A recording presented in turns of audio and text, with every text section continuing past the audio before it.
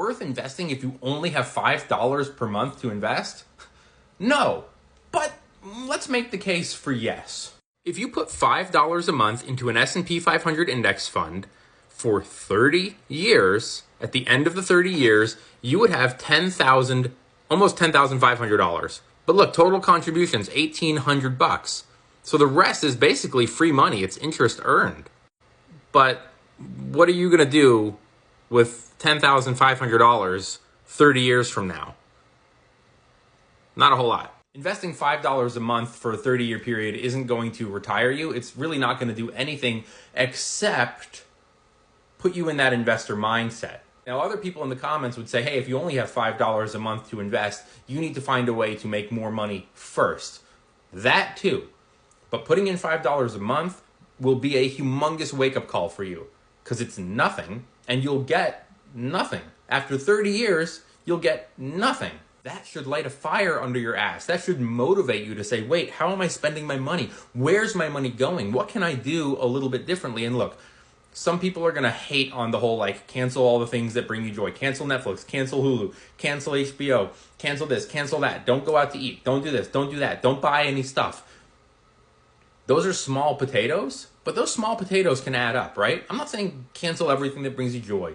But look at all the streaming services you have. Can you cancel one? Can you cancel two? Suddenly that frees you up. Maybe it gives you an extra $10 or $15 or $20 per month. Could you eat peanut butter and jelly sandwiches for a month and not go out to lunch? How much would that free you up financially so you can invest maybe $30 a month or now $35 per month? $35 a month into an S&P 500 index fund after 30 years gets you $73,000. Still not enough to retire, but it's getting you on that path. Now look at your life, right? The big things people always talk about when they talk about money.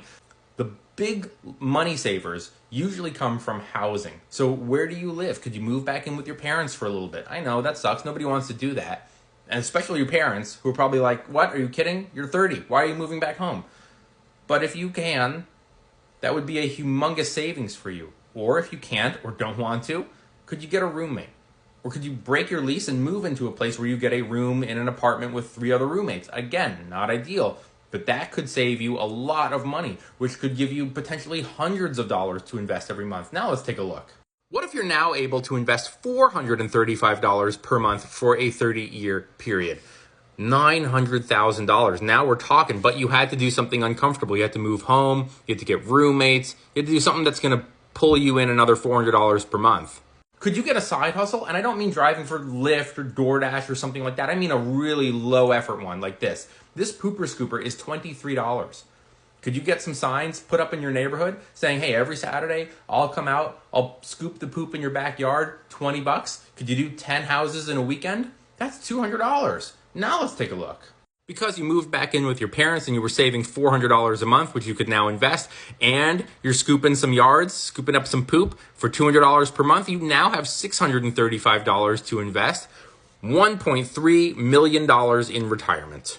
Maybe one month you go, you know what? I'm going to hit up a couple more houses with my pooper scooper. I'm going to make $200 and I'm going to buy this power washer. And I'm going to go around to all the people who I already work for and say, hey, I got a power washer. I can do your driveway. I can do the side of your house. I can do your deck. I can clean off your kids' toys. We can come up with a price anywhere from $100 to $200. The point is, $5 extra a month is nothing. But I guarantee you that if we sat down together, we could find a way for you to make at least a couple extra $100 per month just doing some basic side hustles or cutting back on your spending a little bit. But most importantly, you want to get into that investor mindset and move away from the consumer mindset. All right, smash that follow. See you later.